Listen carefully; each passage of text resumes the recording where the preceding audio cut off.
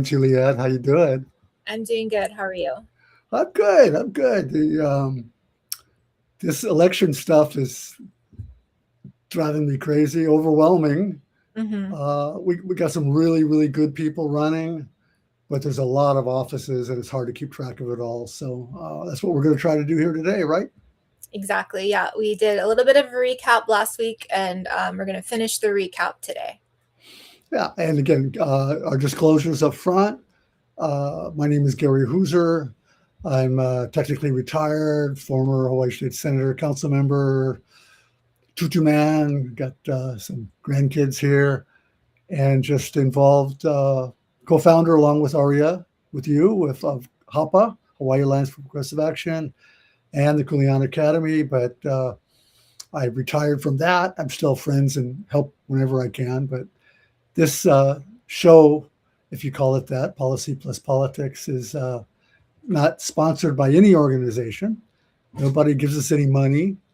Um, and we're volunteers. So that's my story. I'm sticking to it. Yeah. Aloha, everyone. Aria Julia Castillo. I do work for HAPA as the Reclaiming Democracy Program Director, also volunteer for Democratic Party of Hawaii, also helping a couple candidates in my professional capacity and volunteer capacity. But yeah, we're here on our own volition, and we're just ready to share some more information about the candidates that are running. We have a lot of amazing people running for office, just sticking their necks out and trying to give us an option for better representation. We'll share a little bit, we'll go down the list. We have Senate candidates to talk about, and then county. And then I think as we go through this, we'll kind of share some resources of how do you find out this information? How do you come to these decisions when you say like, okay, I'm definitely going to vote for this person, or, this person gives me hesitation, so I'm not sure to make my decision yet. No, absolutely. And I want to encourage everyone to do their homework. I know everybody's busy, but do your homework. And we're going to be talking about that. Places like Civil Beat, they list all the candidates and do brief interviews and give some good information. The websites. I posted earlier on Facebook when I shared the show that we were going to be focusing on the county races statewide, which we are, but I'd forgotten that we hadn't done the Senate races yet. And we're going to be doing Kauai toward the end, and we're going to start at the top and work our way down. But I encourage everybody to really take some time if you can. I know how busy you are, and people call me and say, Gary, who do I vote for? And I'll say, look it up. But I will be, and you will be sharing what we know and how we believe. And I like to frame it: if I live in the district, then I might vote for this person or that person. But it's really up to your individual voter's choice, and you got to vote. Please, we got to vote. Yeah. So let's get started for Senate. So just a quick reminder for everybody, in 2022, we had redistricting. So all 25 Senate seats went up for re-election. And then they did, I think, a random drawing to decide who was going to be up for election in 2 years versus the 4 years, so that our Senate districts are kind of staggered. So 2022, everyone was up for re-election. 2024, we had elections, and now this is the second cycle of that. So half of the Senate districts are up for re-election this year. So there's 25 state senators. So around numbers, 12 or 13 will be running at any given year. And we do talk about this up front, we might as well say, from a Democratic Party perspective largely. And the reality of it is the Democratic Party dominates these seats. And so that's why the primary election is so important.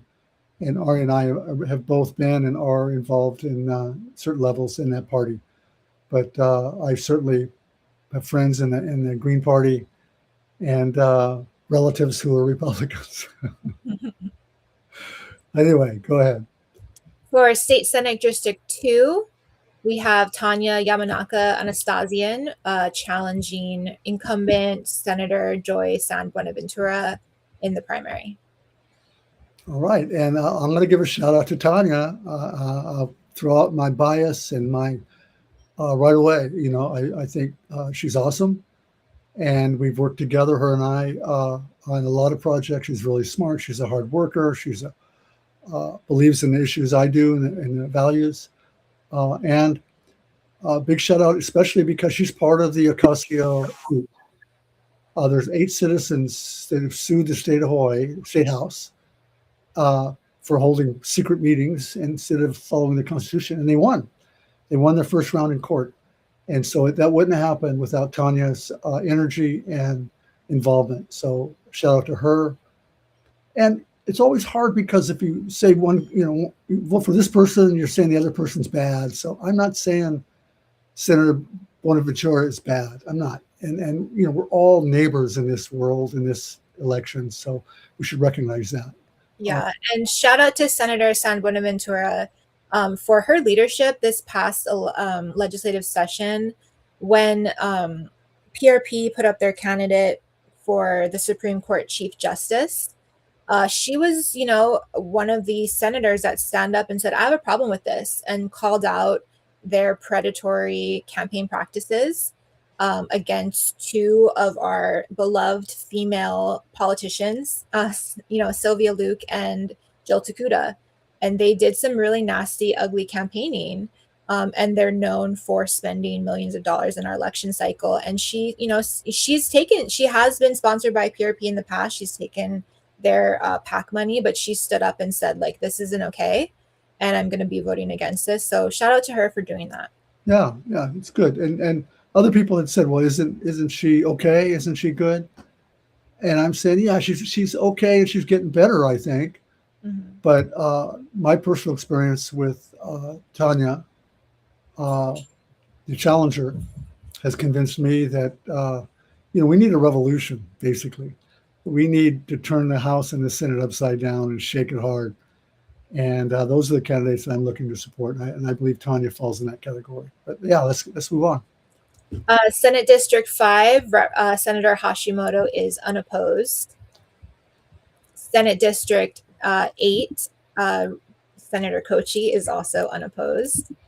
Full disclosure, that's the seat I used to sit in. And Senate President's unopposed. Senate District 9, incumbent Stanley Chang is facing Republican David Croswell in the general. So no primary contest. Okay. Senate District 10, this is interesting. Incumbent Les Ihara, Senator Les Ihara, has a challenger in Representative Jackson Sayama, who vacated his House seat to run for the Senate seat. I served with Senator Ihara for 8 years and have great respect for him. Like all of us, he's getting old. And Ashley Lukin, I'll give a shout out to Ashley Lukin for something she wrote up in Civil Beat. Mm-hmm. Basically, it says it's time for the old guys to step back. And I believe that we need to step back. There's lots of ways to serve. And as you get older, you could line up and serve in different ways, supporting the younger emerging leaders, and or keep serving in public office if those younger emerging leaders aren't stepping up. Mm-hmm. But I have great respect for Senator Ihara. I don't know his challenger, and I'm reluctant to support anyone just because they're young or just because they fall into a certain demographic, whether it's a woman or LGBTQ or young or whatever, Hawaiian. So we'll see. We'll see what happens here. Yeah, Rep. Sayama and Senator Ihara did do a Civil Beat forum, candidate forum that's up to view. So if you're interested in checking that out, they have that to look. You can look to that. Senate District 11, Carol Fukunaga is running unopposed. I thought this was so strange because there's like 5 people running in that open house seat in that district for Rep. Bilatti's district. So, but no one decided to challenge the sitting senator.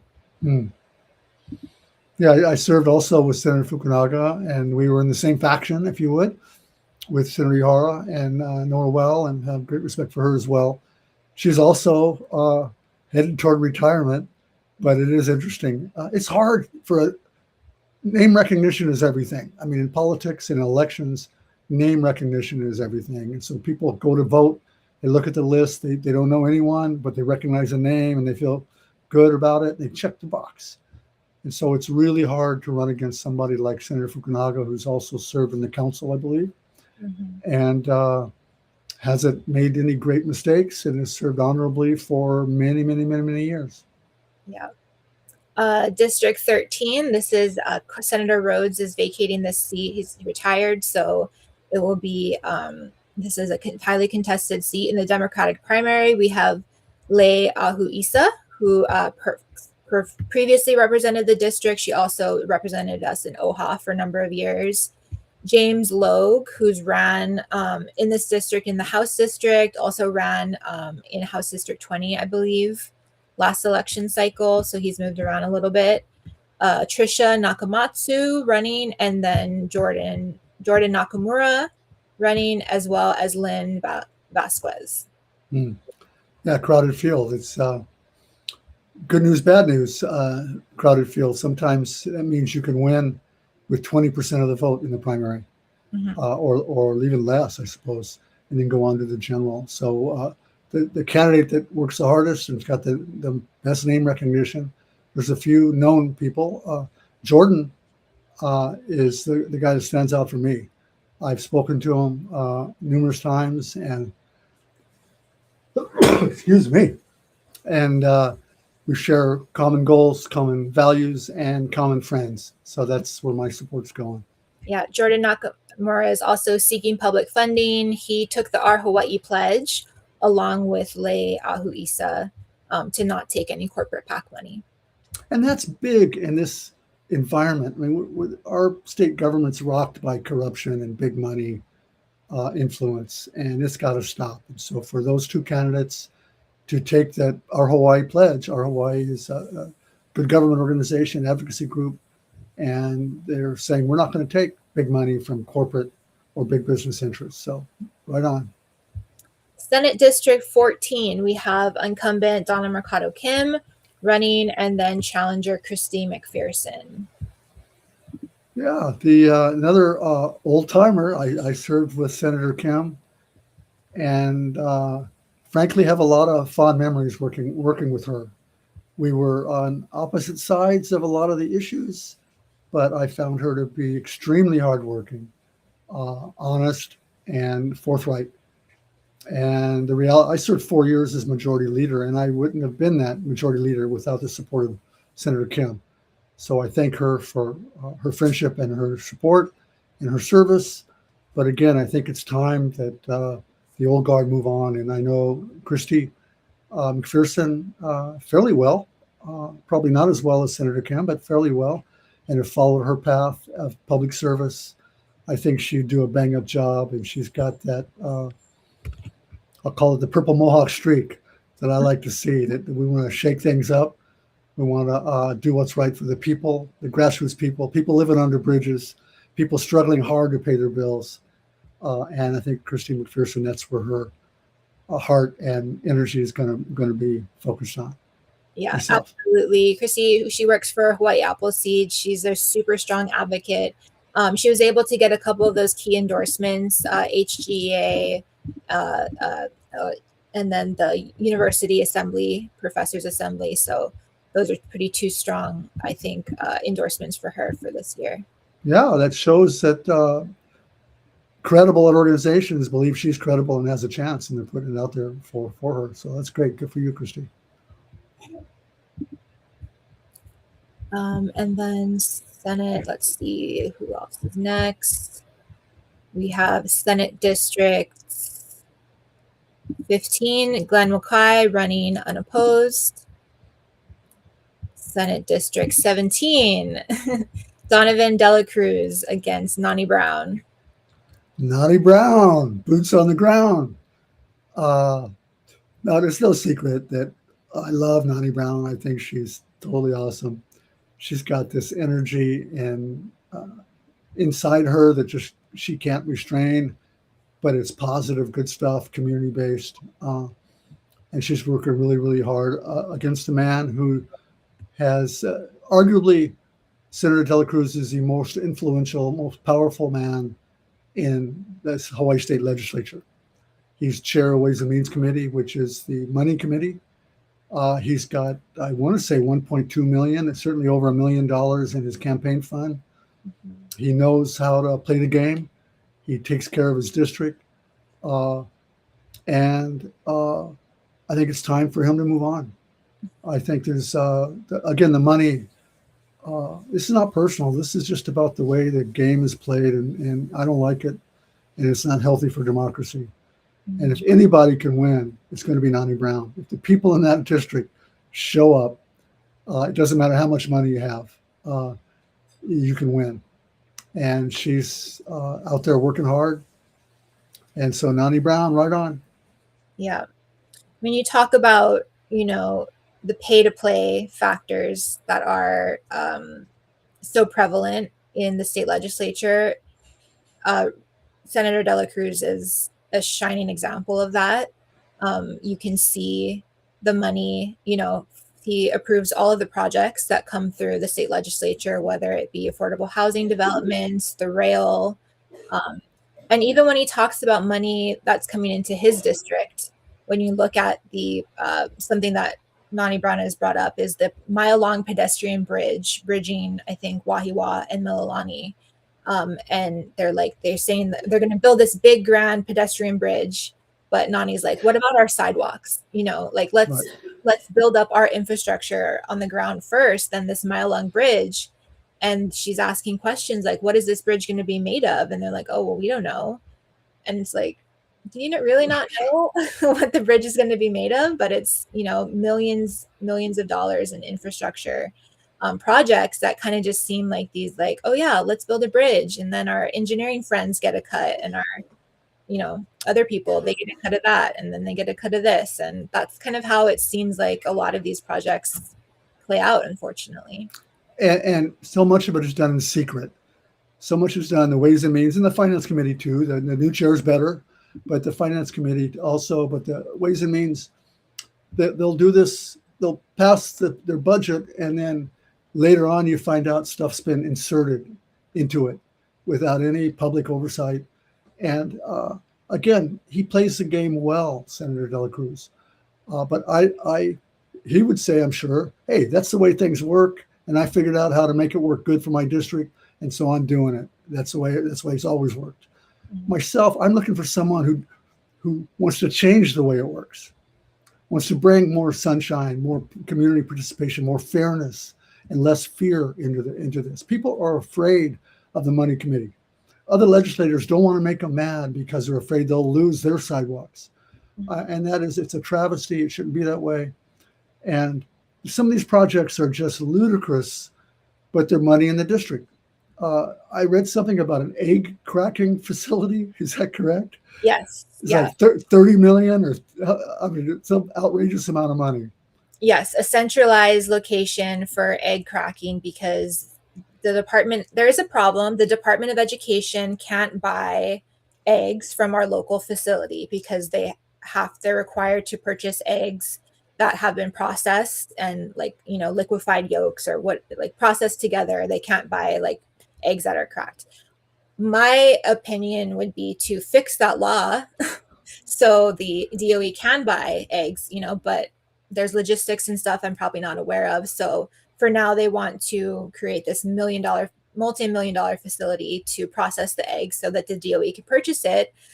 But then they have to come up with all these recipes because of the volume that they would have to be producing. The DOE would have to increase their egg buying power by so much. And then they'd have to come up with all these recipes to feed the kids eggs. And it's like this really huge issue.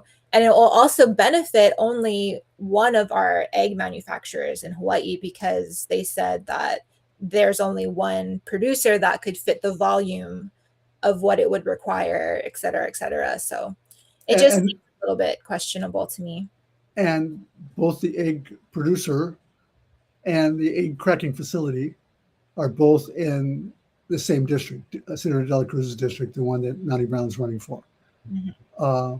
It just seems crazy. Like you said, either fix the law or buy something besides eggs. And the centralized services, clearly there's pluses and minuses. Why can't the school go down to the supermarket and buy their stuff? They'll pay more for it, I get it.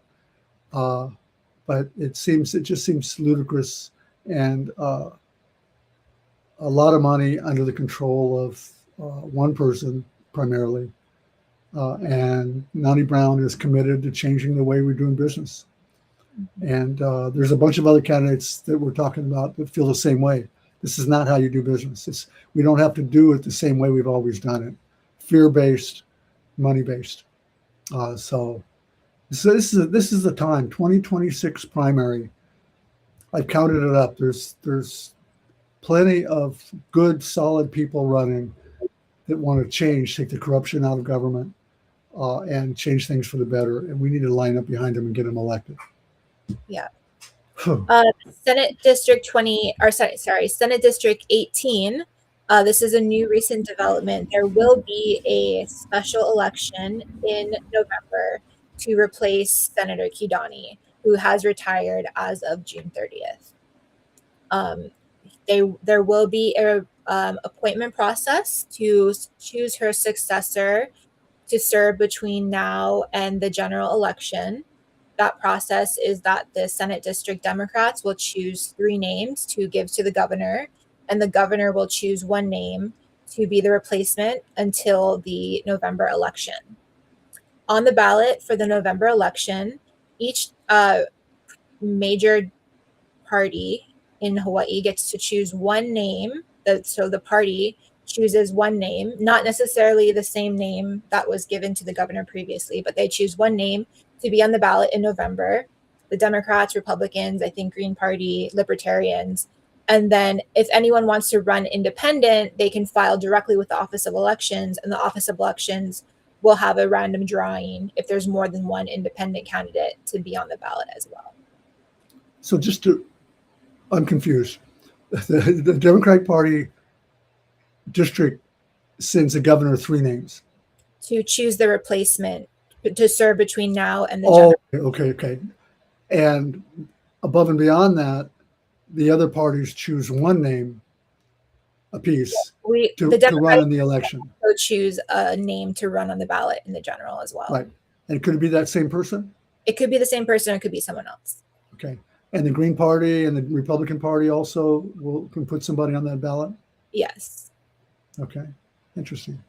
And the Office of Elections recently put out a statement that if a candidate, for example, Representative Matsumoto, who is running uncontested in the primary, if she runs in the primary, she will win her seat by acclamation because she's uncontested.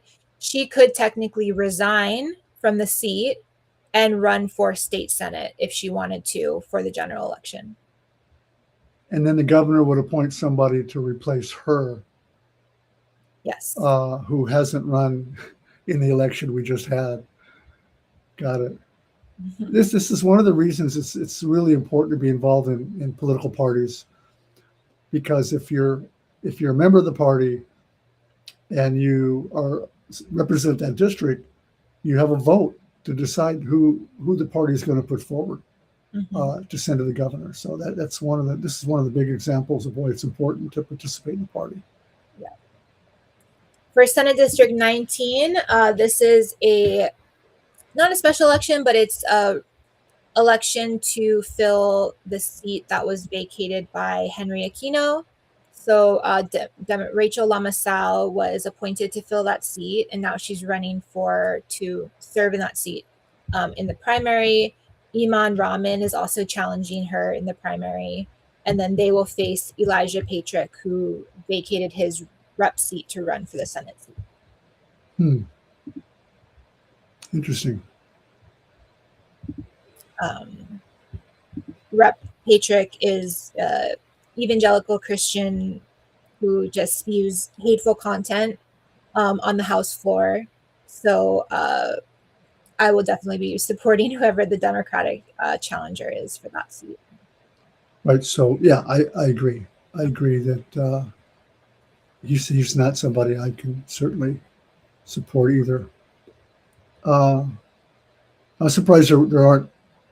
It's not a more competitive primary, but anyway, we'll see what happens.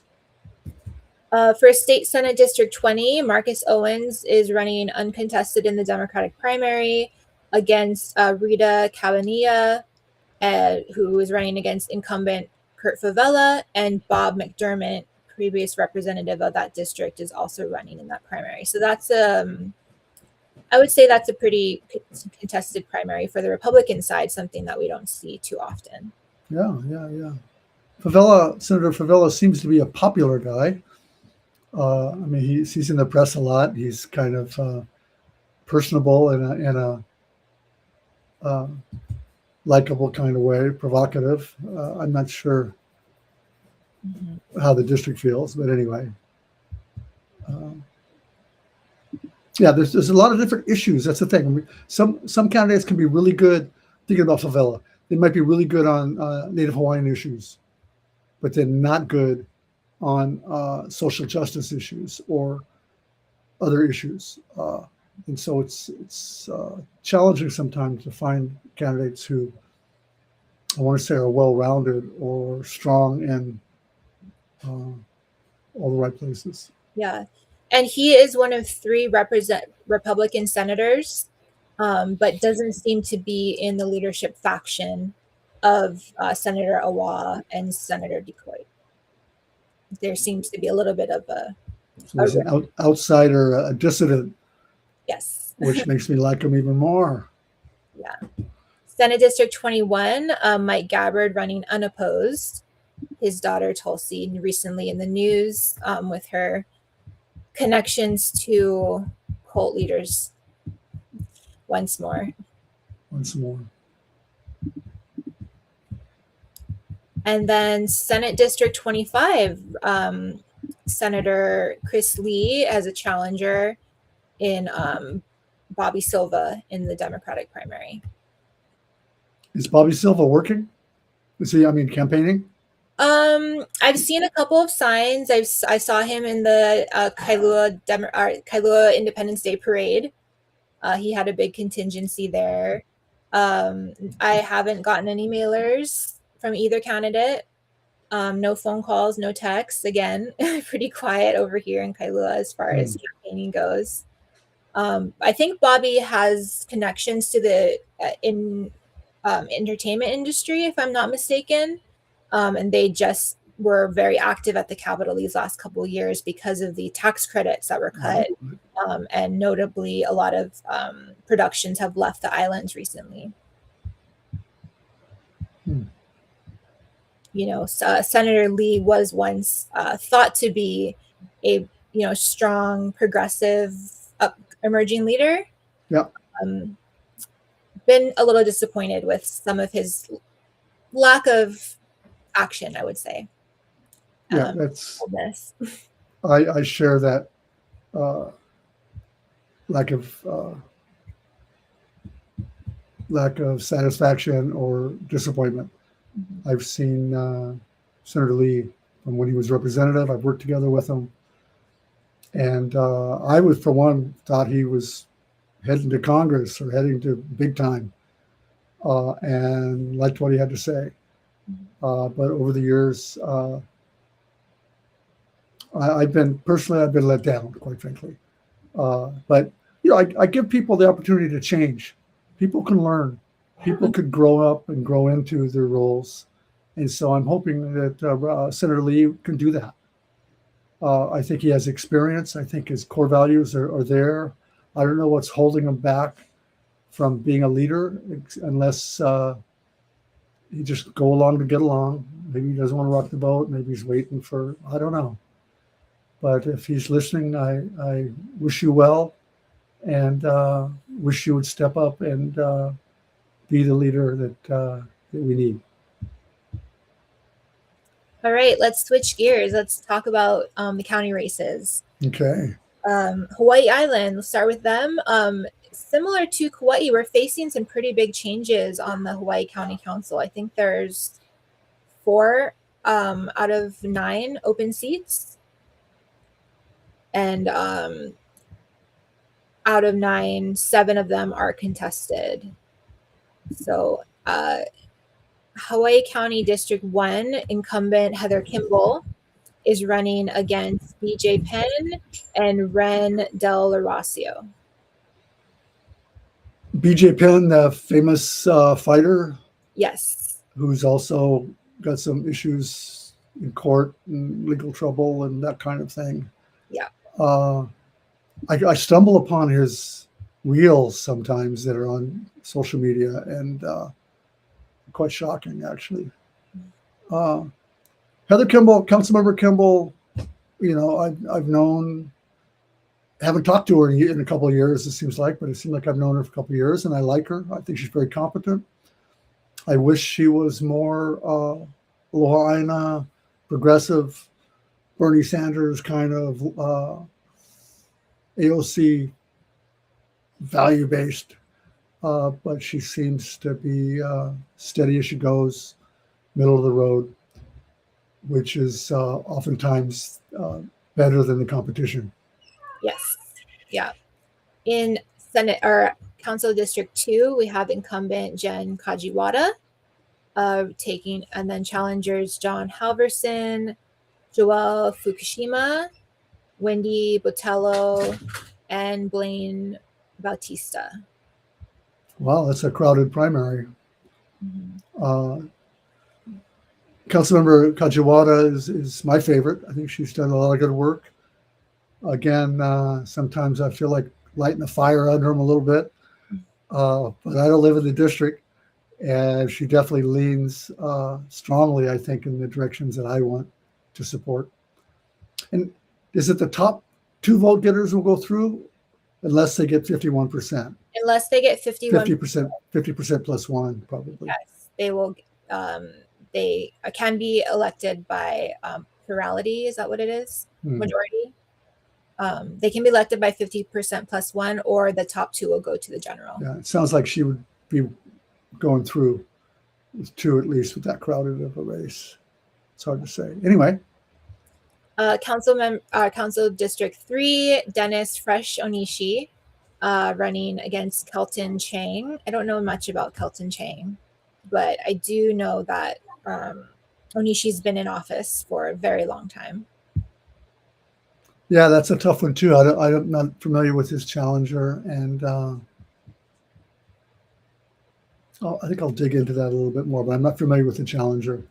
And there's plenty of races to put your energy in, so people that like that race, it could go either way.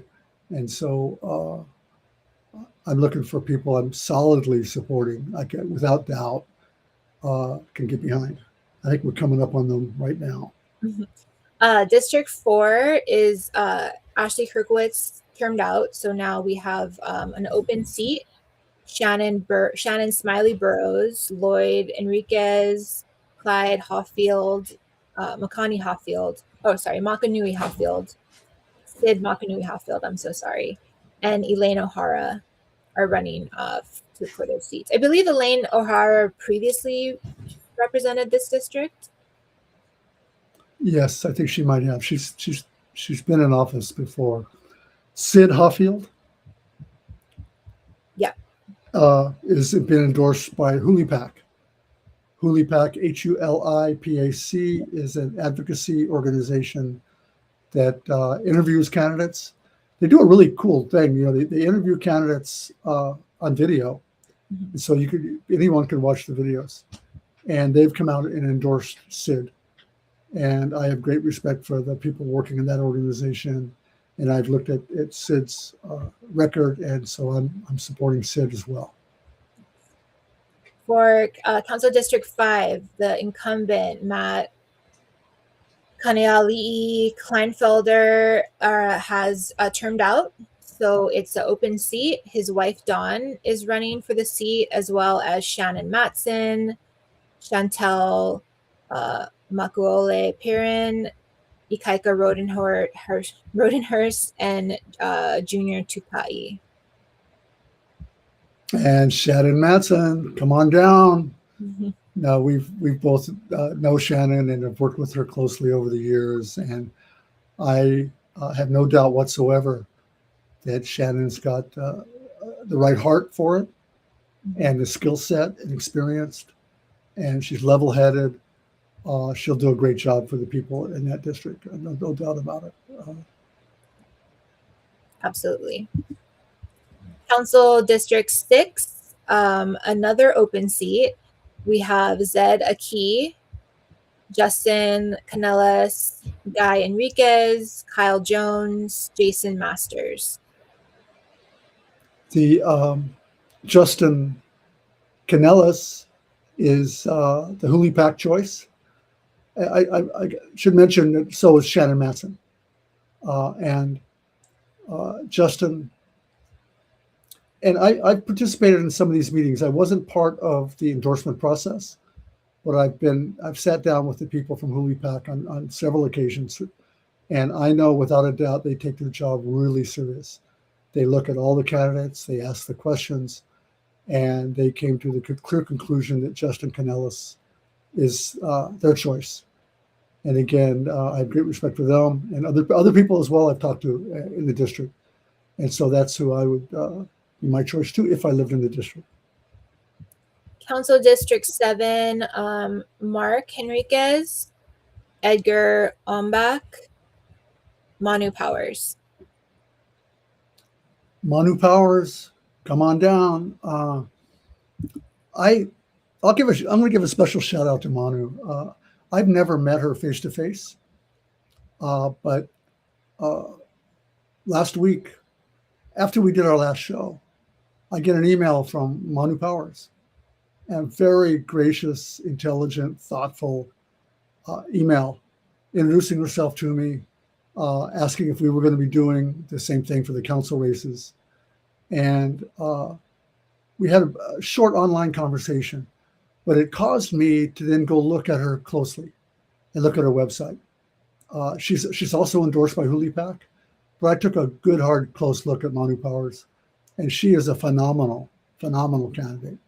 Native Hawaiian, involved in all kinds of organizations over the years, a mother of three, shares our values, but equally, if not more important, she walks the talk. She has a history of being involved in community efforts to make her community and our world a better place. So because of that outreach, I would encourage candidates, you and I both coach candidates or help teach them. And it's about that outreach to sharing who you are. If she hadn't made the outreach, I wouldn't have looked at her as closely. But she took that time and effort. And she's a phenomenal person, leader that we need. It's going to go far. Okay, District 8, Waleka Inaba is running unopposed. I believe that is the council chair at the moment. And then District 9, James Hustis is also running unopposed. No comments on that for me. And then let's move on to Maui. So for Maui County, we have all the seats everyone is able to vote for all the seats in Maui County. It's not districted like Hawaii Island, but it is, you have to come from a certain geographical area to run for the seat, but then they vote at large for every seat. So it's run a little bit different than the other districts or other counties. And Maui also has a mayoral race this year. So for East Maui, we have incumbent Shane Sinensi running, and then against Claire Carroll, who I think has previously run for the seat and previously, I'm assuming they're related. Robert Carroll used to represent the district. I've known Councilmember Shane, and worked with him and talked with him over the years, and have great respect for him. He's kind of a salt of the earth, regular guy, but he's there. He shows up, and he pushes and leads in the right ways, in the right areas. And so definitely, if I lived in the district, I'd be voting for him. Kahului, we have the incumbent Kanoe Bautagan running. He was just appointed to the seat when Councilmember Tasha Kama passed away unexpectedly. Jason Ababan, and then Carol Kamekona, Auntie Carol Lee. Yeah, Auntie Carol Lee's got it for me. I'll tell you, again, I'm fortunate, and I encourage everyone to do this. Reach out to these folks and sit down with them.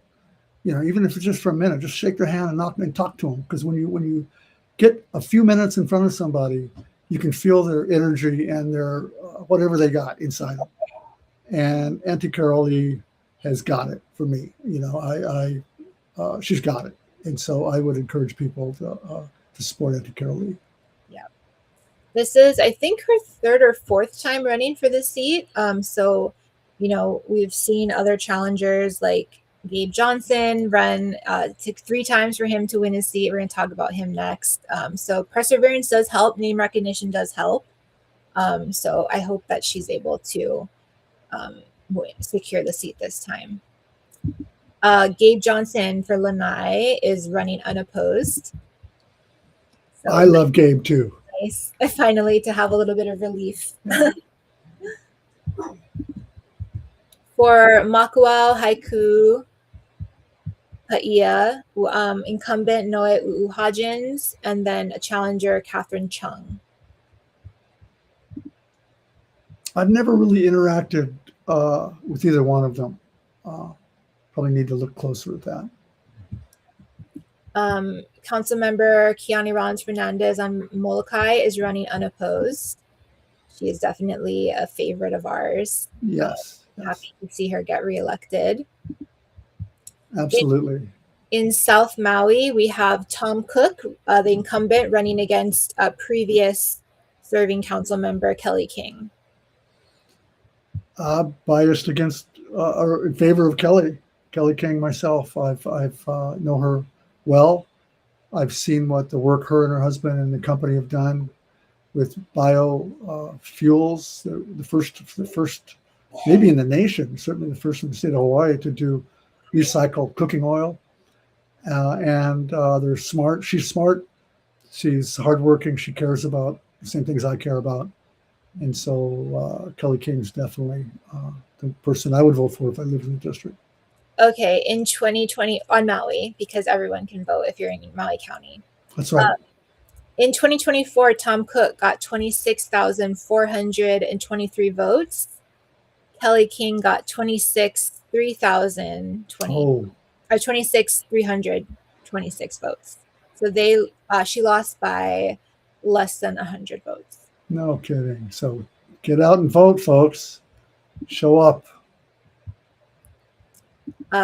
Upcountry, this seat was vacated by Yukile Sujimura, and we have 4 candidates running: Derek Kabilas, John Gard, Bobby Pahia, and John Yokochi. Uncle Bobby has got it hands down. I mean, he's the real deal. He is who he says he is. He walks the talk. He's lived a life, and he's somebody that all of Maui can count on. So I'm really hopeful that he'll be serving in the not too distant future. Yeah, he's secured some solid endorsements from HGA, UPW, and ILWU, which, especially on Maui, ILWU is a really strong endorsement to get. And I think that says a lot about his candidacy.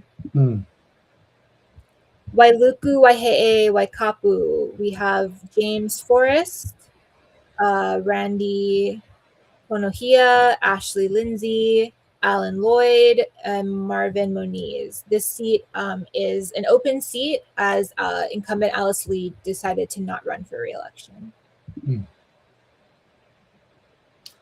I've got a few names, but I need to dig more in to get some comfort myself before I would stand up and say who I'd vote for. And then ballots are heading our way pretty soon. People will start voting at the 21st at the very latest. They could even be here a few days ahead of time. Did we talk about Councilmember Paulton already? Nope, she's the last one on the list. For West Maui, incumbent Tamara Paulton running for re-election, and then Mark Tillman is challenging. Yes, without question, Councilmember Paulton, Tamara would be my choice. I've known her since before she was elected, and seen her grow into the role that she's in now. and the team with her and Councilmember Keani Rollins and the others. Maui is really, really leading the way, I think. And Councilmember Walton is part of that leadership. So that's got my vote. Yep. And previously, the Tamara Palton, Kiani Ron Fernandez, Gabe Johnson, Shane Sinensi, Auntie Carol Kamekona, Kelly King ran kind of as a slate, Ohana slate. I haven't seen any collaboration like that this upcoming year, but if you like the work that Councilmember Rollins Fernandez does, if you like the work that Councilmember Paulton does, if you like their work, listen to their endorsements and see who they want to work with. I think that will go a very long way. If they say that we want this person on our team, and when they had the majority, they did a lot of really amazing work for Maui County. So if you like what they're doing, then support the candidates that they're voting for. Kiani, Tamara, very popular. They get a lot of votes, even more votes than like Maui mayor. But sometimes their choices for the other seats don't get elected because the people in Maui, they don't vote for all seven council seats, even though that's available to them. No, they're even though they're not running as a slate, the names that you mentioned, each of them are independent thinkers, independent doers, but yet they're aligned with the same values and the same motivation, deep motivation to do something. They're not there just to hold space. There's too many at all levels in all counties in the state legislature, just there sitting there. And not one of those people meet that definition. They're all doers and committed to the community, and they work together. And if they can get a majority, that would help them to move forward faster and more assertively with their community, which leads the state, in my opinion, in many ways. So Maui mayor up for election. Mayor Bisson is running for re-election. There are 10 total people vying for this seat. So we have John Dunbar, Justin Herman, Denise LaCosta, Travis Leggett, Joseph Moses, Amy Pedersen, Callahan Welsh, Laurent Zand, and then the most formidable challenger, Yukile Sujimura. And this is also a nonpartisan primary, so it's highly likely the top two will move forward. Yes, yeah. And Mayor Bisson, if I live in the district, he's had to navigate some really tough territory these past years. And I think he works well with the council members who I'm also supporting. And so that's, if I lived on Maui, I'd be supporting Mayor Bisson. Yeah. I think the big, Maui had this big thing with Bill 9 this last year. And I think that is kind of dictating how the county kind of sees the divide of, do we want to continue to support luxury development, tourism industry, the short-term rental market, or do we want to create housing for local families and prioritize, getting our people housed? And that's kind of like the big divide. And this project of Bill 9 was Mayor Bisson's proposal, and Councilmember Yukile Sujimura was a huge opponent of the bill. And again, Maui, in my opinion, led the way on this conversation.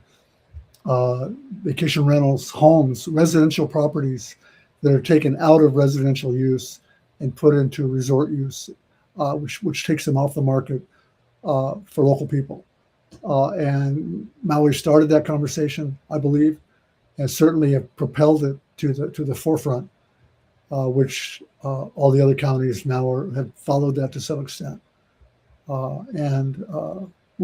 Tourism is important for our economy, but let's keep it in hotel resorts that are zoned for hotel resorts and not in our neighborhoods, taking away valuable housing for local people. All right. Honolulu, City and County of Honolulu. We have four of the seven, four of the eight, four of the nine. 9 must be. Four of the nine county council seats up for re-election. Council District 2, Councilmember Matt Wire is running unopposed. I think Matt's great. Councilmember Wire, I like him a lot. Yeah. Yeah, so. Me too. City County District 4, we have incumbent Tommy Waters running for his some would say third term. He would say his full second term. We can talk a little bit more about that in a second. Trevor Ozawa, Jason Liang, and Tara Malia Gregory are challenging him. Yeah, I'm going to stay out of that one, boy. So, Councilmember Tommy Waters, for those of you who might not know, was running in 2018. Trevor Ozawa represented this district from 2014 to 2018.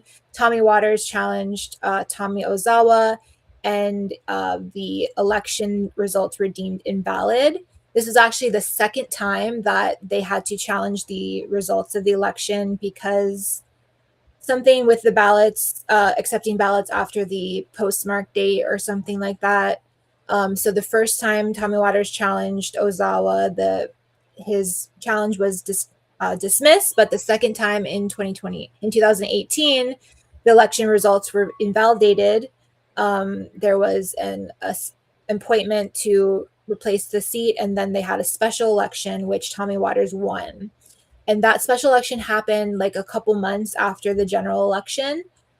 So some people are saying, well, Tommy, you served your full, 8-year term already because you were elected for this seat. And he's saying, no, I was elected in a special election, so I didn't serve my eight years, so I am eligible to run again. But it is rumored that he wants to run eventually for mayor of Honolulu, which is up in 2 years. So I would be really questionable of anyone who's going through all this hoopla just to resign in 2 years to run for mayor. And then, Trevor Ozawa, not much of a better pick. But there is an awesome candidate, a Democratic Socialist, Jason Liang, who's running for this seat. If anyone's paying attention to politics on the mainland with Mayor Mamdani, someone who shares a similar worldview, values, Jason Liang, he's running. He's also taken the Our Hawaii Pledge not to reject corporate donations. And he's, giving people a choice, which I commend. That's enough for me. Tell me his name again. Joseph Liang. Jason Liang. Jason, how do you spell his last name? Liang. Okay. And yeah. Yeah. Democratic Socialist, working father, union guy, from the district.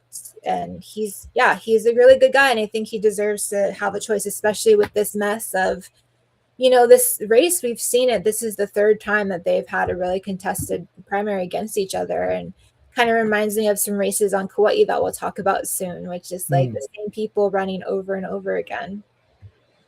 Yeah. And it's, it's ugly conversations that, and we need to get past this, suing each other and doing this and doing that. And sounds like neither candidate really stands out from the other candidate in terms of pro community or pro planet. Yeah. Thank you for that, Aria. And then District 6, incumbent Tyler Dos Santos Tam, challenger in Corey Morihara. I would give a shout out to Tyler. I have seen a lot of growth in him in terms of his governing style. I think he's very accessible to the people. His staff is excellent. I think that says a lot about someone when they are able to hire and maintain wonderful, amazing staff members in Peggy Mizwa and Lynn Robinson Underko, two awesome wahine that I love so much. And he does come from a development construction worker PRP background, but I feel like with the way that he's been making his choices and the governance that he's doing, he's really earned the right for us to reelect him and work with him. Thank you. Thank you for sharing that. And I was kind of leaning in the same direction, but you've sealed it for me, Arya. You've said it far better than I could. That in the past I've hesitated, but I've seen the growth, and it's been in the right direction. And so now he would have my vote as well. Yeah. Thank you. I love Peggy too. One organization that we haven't really talked about today, I want to bring to people's attention is Moho Aina. Moho Aina is a group of candidates that are kind of running together in line, supporting one another. It's not an official organization. It's not along party lines. It's not along different races. It's just a group of candidates that share a similar worldview, that are supporting each other in their races, creating content, talking each other up. And they have a list of the candidates that are working together. And then they also have a list that is like friends of their Moho Aina, so people that they are looking forward to working with, such as Kim Coco Iwamoto, a bunch of county council members, and Tyler was made that list, which also solidified my strong endorsement for his reelection. Cool. Very cool. Yeah, since you brought it up, I want to give her a shout out. Representative Kim Coco Iwamoto, in my opinion, is a superstar.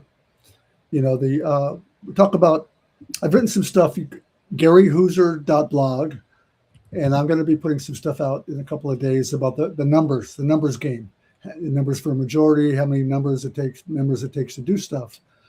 But one person, someone, and I'll name her again, Representative Kim Coco Iwamoto, one person has the power to influence the entire body and to shine a light. That's the most important thing, to raise their hand and ask questions and call out and express their opinion.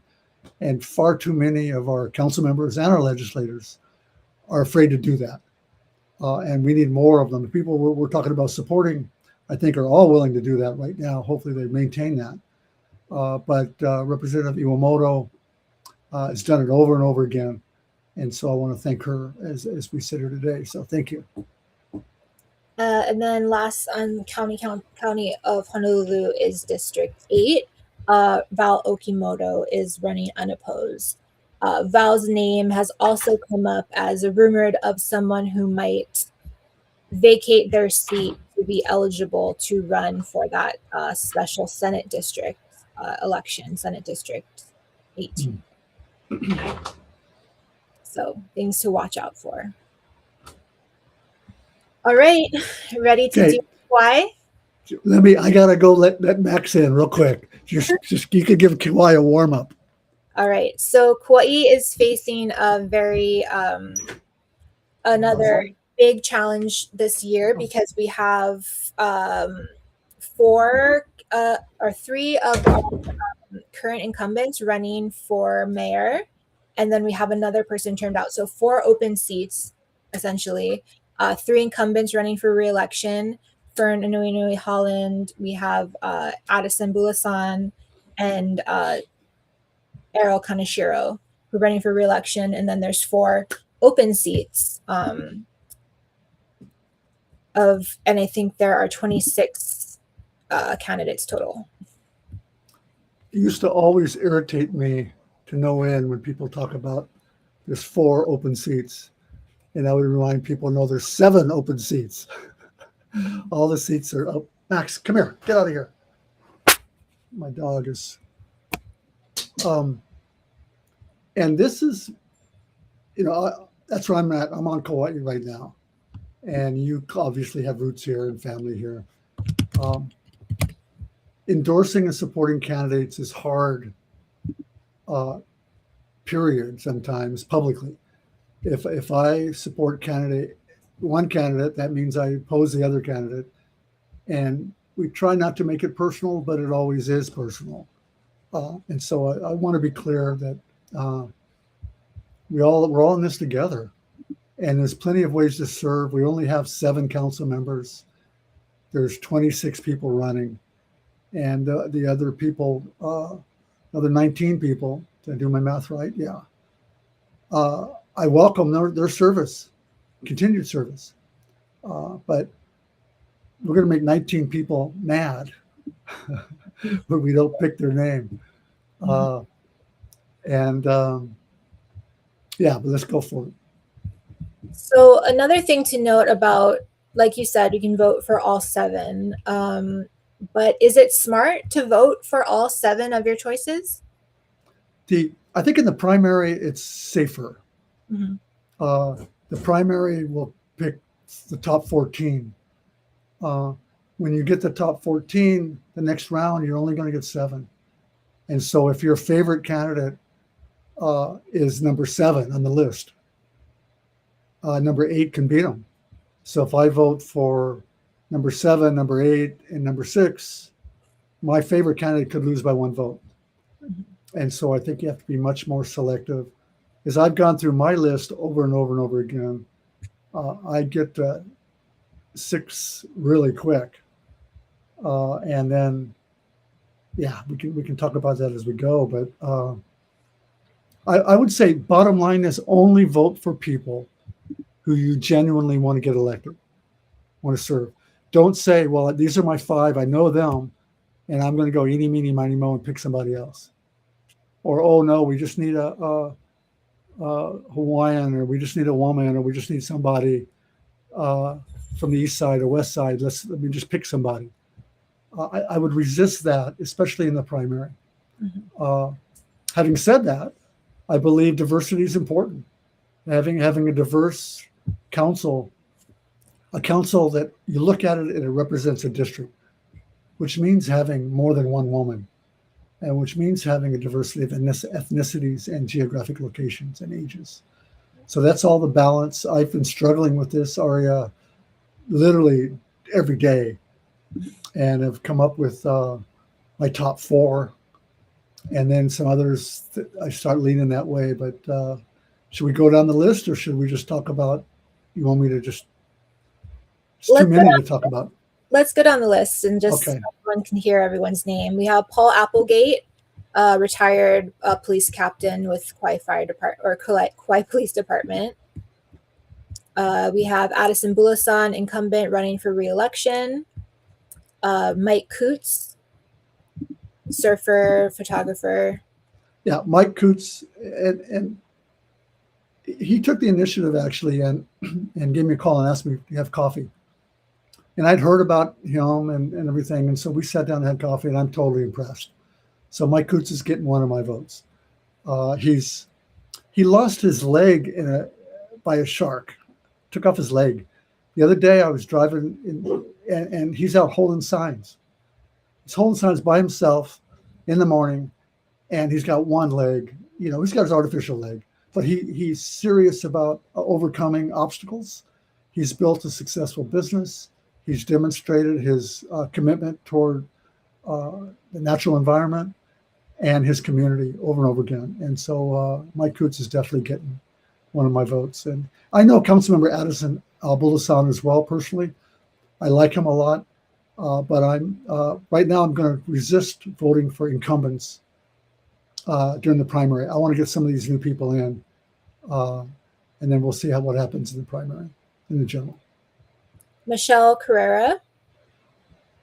Yeah, Michelle is, I don't know her that well. She has stopped to talk to me at the post office one time, and which I was good. She says, "Do you have a second?" And we talked.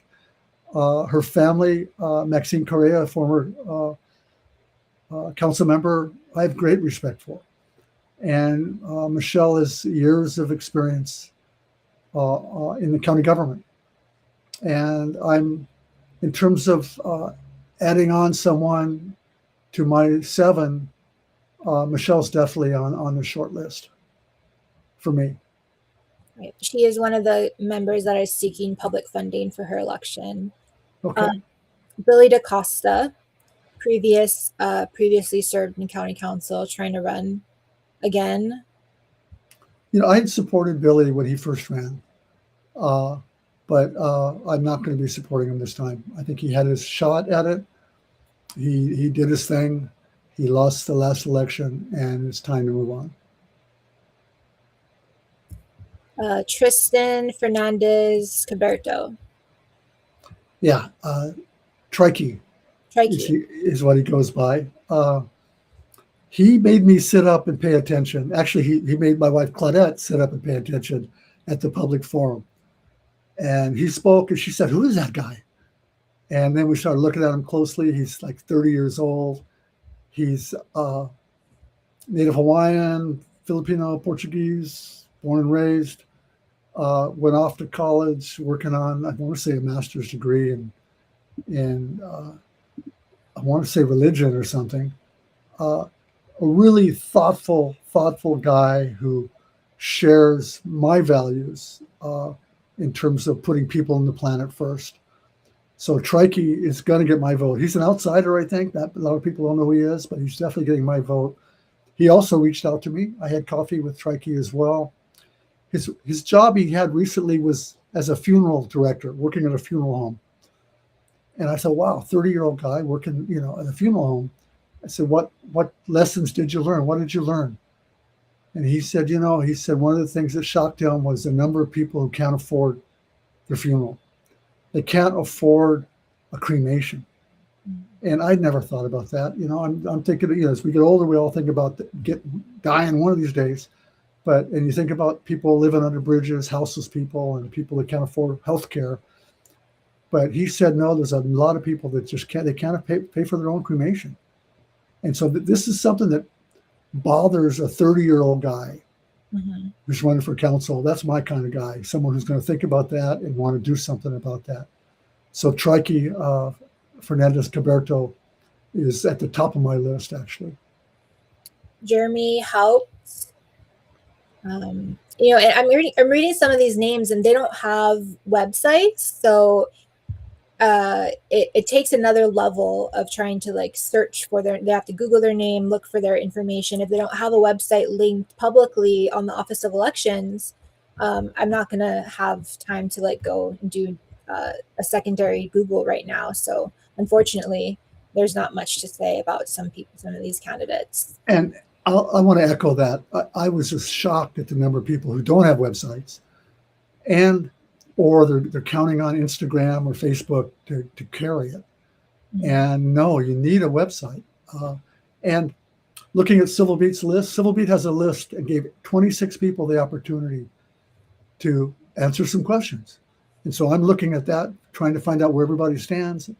And there's about 14 of the council candidates who didn't bother to fill that out. And so they're already go to the bottom of the list for me. Anyway. Incumbent Fern Holland. Fern is at the top of my list. There's no question about that. Fern and I have walked through fire together, literally. I don't say literally, but we've marched together. We've gone through some really tough battles together. Fern has given me advice, and I listen to Fern. She's a hard worker. Fern went to Switzerland and stood up with Syngenta with me. She's a hard worker. She's talented. She's got good values, and Fern's at the top of my list. Keola Kaimi Na'au.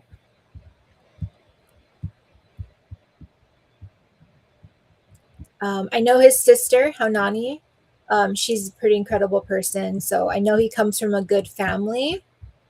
He's using public funding for his election. So that is positive. And he has a website, keolaforcouncil.com. Encourage people to go check that out. It's funny. It's good that you mentioned the family and that you know them, because sometimes people will make fun of, well, that's local style. You're going to vote for someone because of the family.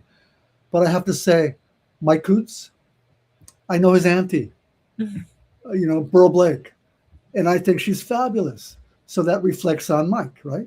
Yeah. I know Fern's mom, and her brothers, right? And yeah, that all helps make the decision. In addition to the website and the track record and everything else. Errol Kaneshiro, another incumbent. Yeah, no, Errol's his skill set in terms of accounting is a valuable one on the council. For continuity, I think that's going to be important. I know I worked with his dad also and know his family. But again, I'm not really, with the exception of Fern, I'm not going to be voting for incumbents in the primary. James Langtad, no information. Tom Lindsay, no website either. Yeah, Tom's a good guy, but I don't know where he's at. No website. I haven't heard from Tom. I don't know if he did the civil beat thing or not, but yeah, you got to campaign. You want to win, you got to campaign. You got to be out there.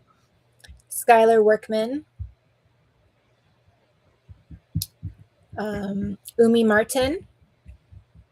Umi's on my short list. I haven't met him, but I kind of know his wife's mom and dad, and I hear a lot of good things about Umi Martin. A lot of my friends are saying, "Hey, you got to support Umi," but I don't know him well. But he's definitely on the short list. Yeah. John Matos, John Scooby Matos, another West Sider. John Montemeyer, Nelson Mukai, Yolana Oakman. I don't know Yolana. She did show up at a meeting I was at with the homeless community, which impressed me. But I don't know her other than that brief meeting. Todd Ozaki. Todd seems to be the pick of some of the establishment forces. He'll probably make it through. He's a former or presently works for Mayor Kawakami, I believe, at the administration. Yes. He's got his signs and banners everywhere. So. Michael Roven Poai, Cherie Raposo, Rachel Secretario. Yeah, I know Rachel since she was a little girl and her dad and family, but I haven't seen her at all in terms of campaigning, and don't have an opinion on what a council member she would make or not. Taylor Shigemoto, Dane Smith. Dane works for Hanalei Initiative. They're doing a lot of really interesting work around affordable housing, amongst other things up there. So encourage people to check out Dane. Yeah, I've heard good things about him, but don't really know much, haven't dug very deep. James Trujillo, definitely a friend of KKCR, active in Bill 2491 back in the day. Yeah, Jimmy Trujillo has definitely got my vote.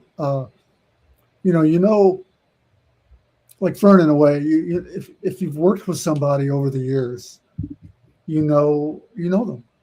You know that who they are. They're not acting like they're somebody, and then turn out they're not that person.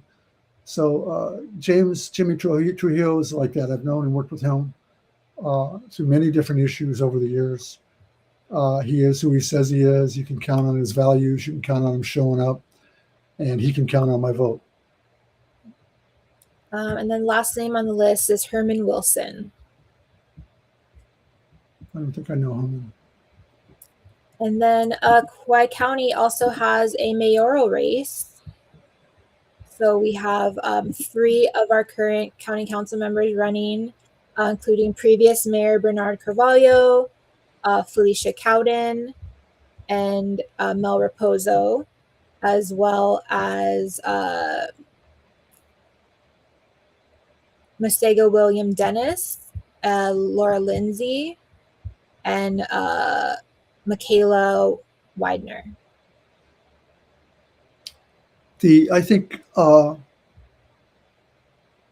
top 3 are the top 3 council members.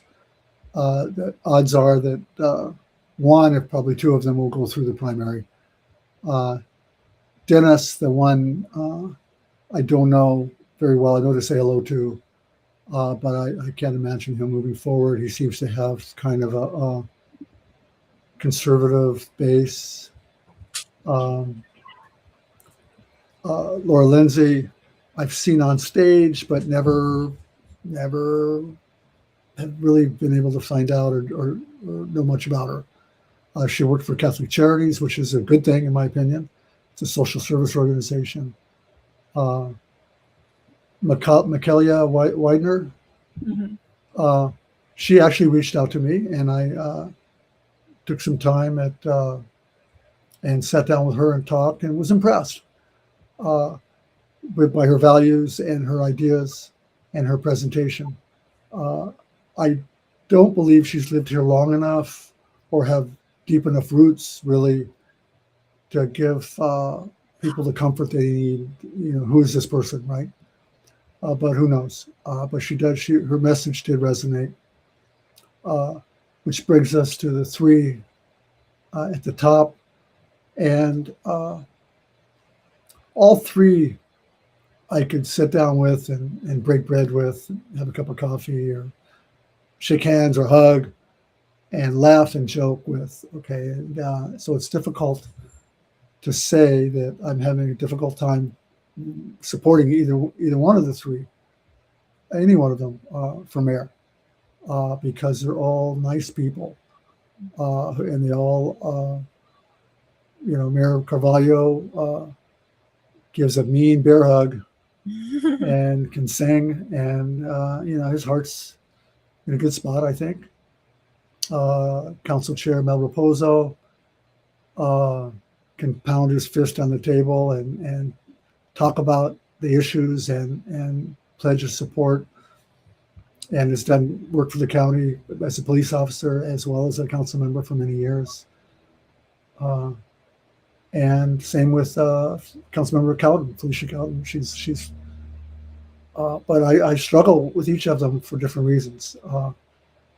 The two men were both strongly opposed to Bill 2491, the bill that many of us gave a long, hard time. I'd almost said give my life for. It's probably the most intense political issue I've ever been involved in. And the thousands of us, you were there, Fern was there, many people were there marching, showing up, and working really, really hard. And we beat the four largest chemical companies in the world. The council chair, Mel Raposo, voted against us. And his close friends were actually employees of Syngenta and marching and testifying against us. Bernard Carvalho, the former mayor, vetoed the bill and was against us. And when we went to court, he actually released the county opinion, which was not helpful, which harmed us in court. And so I have a hard time getting over that myself personally. And they both had their chance. Yes. They both had their chance to serve the community. Felicia Cowden was on the right side of that issue. But I'm fully vaccinated. Okay, totally. I've had all the COVID boosters. I've had my flu. I've had my shingle. I've had it all. And I struggle with the anti-vaxxer mentality. I'll just put it out there. I'll struggle with that. And to a large extent, that the base of Councilmember Cowden's support, in my opinion, from what I can gather, is there. I respect a person's right to choose, but I struggle with that, with the whole MAHA movement, with the RFK Jr., with the sometimes libertarian kind of borderline MAGA kind of stuff. I don't know. And she has had her chance to prove herself in the council.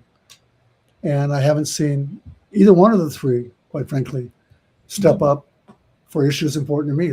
Cocoa Palms. There's lots of excuses, but I haven't seen any of them step up to deal with that issue. The county auditor. I've been beaten on that issue for years now. And anyway, I hate to ramble, but I feel like I need to lay out why I'm struggling with that. But who am I going to vote for, right? Yeah. Why didn't you run, Gary? If you know everything, why didn't you run? Well, it's not the time in my life, and I didn't run. So there we go. You tell me what you think now. Like you said, Felicia definitely has been historically maybe more sympathetic to some of our issues, but not for others. I saw some problematic responses when it came to the questions on the Civil Beat questionnaire about immigration and working with ICE and collaboration with the county.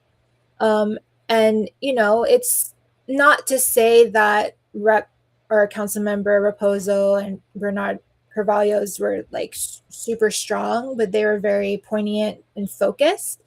And Councilmember Cowden's kind of went off on a tangent about, it's better if immigrants assimilate to our culture and mentioning that it's better if, our people get our jobs are held by local residents, kind of weird things like that. Rep. Cowden also tried to introduce a bill that would lower the residency requirements. During COVID, we Kauai County Council increased residency requirements from 6 months to 9 months, and Councilmember Cowden introduced a bill to lower the residency requirement from 9 months to 7 months. And this gives them the benefit of the tax break as a resident, right? Yes, and her justification of doing that was not something that I bought, and I just feel like that is kind of a big litmus test to see, like, who are you really here to represent? You want to represent people that only have their residence here for 7 months out of the year, when we have so many local families that are like struggling just to stay here, born and raised, never left the island, having to contemplate leaving because they can't afford, their taxes, their rent, etc. Yeah, no, I've seen some other times where there was resistance, basically to tax the rich, when there were some proposals to increase taxes on second homes and vacation rentals. And where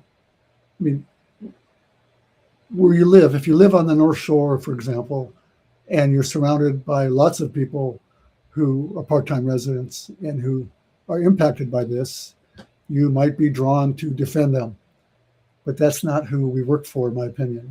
We should be drawn to defend local full-time residents who are struggling, not the wealthy part-time residents. So I guess we'll see what happens in the primary and who kind of rises to the top in the general, and maybe make some more recommendations from there. Yeah, I'm sorry we could be more helpful. People need to make their own decisions on this. And I'm literally, if we had to vote today, I'd walk into that booth and I don't know if I'd vote for anyone, or I don't know who I'd vote for. Maybe, sometimes the inclination is to give it to one of the long shots at the bottom. But then you think, well, who will that take away votes from? Who will that hurt? Bernard Carvalho, former mayor, has been there before. And so you have that to look at. You can say, okay, he's been there before. What did he do? What he didn't do? And you can also get comfort in that, maybe. But you can also find comfort as well. Let's let Council Chair Raposo have his shot. That kind of thought. Or Cowden, for that matter. Well, if I don't like those two guys, let's give her a chance. So I don't know what the answer is. I'm not comfortable right now making choices. But at the end of the day, you got to choose somebody. Yeah. So ballots are arriving in a couple weeks. They probably will arrive in the week of July 20th. Campaign spending reports are due tomorrow. So a lot of information will be coming out in the upcoming weeks about where candidates are getting their funding from. And that tells a pretty big story in who supports them, who they feel that they might be beholden to, what entities are backing them as far as organizations are concerned. So that's going to tell a big story, and a lot of stuff is going to come out in the upcoming weeks to talk about like who is funding the campaigns. We didn't get to talk about OHA. We didn't talk about the large top of the ticket races. So maybe after your vacation and my vacation, we can come back right before the primary and kind of touch base on a couple of those big ticket races that are coming up. I'd like that. I'd like that, and hit the high points or the low points, if you would, of the campaign spending reports. Mhm.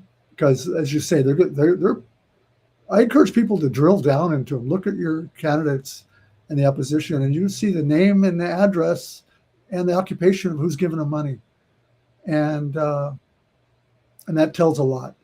And so we can drill down to some of those points, talk about the congressional races, talk about OHA, and do some recaps of these others. So it's good. We can do that maybe after the 15th or so. We'll let folks know. Did we miss any? I always forget to encourage people to ask questions or do comments, but we can check those out later, maybe address them some other time. Yeah. 90 minutes. Thank you, Aria Juliet. It was good. It was tough. You know, I hate hurting people's feelings. Yeah. You know, but I think that's what, for us to be honest, I think that's what people expect us to be. Yeah. You and I are out there in the trenches. We're out there talking to people. We're talking to people on every island.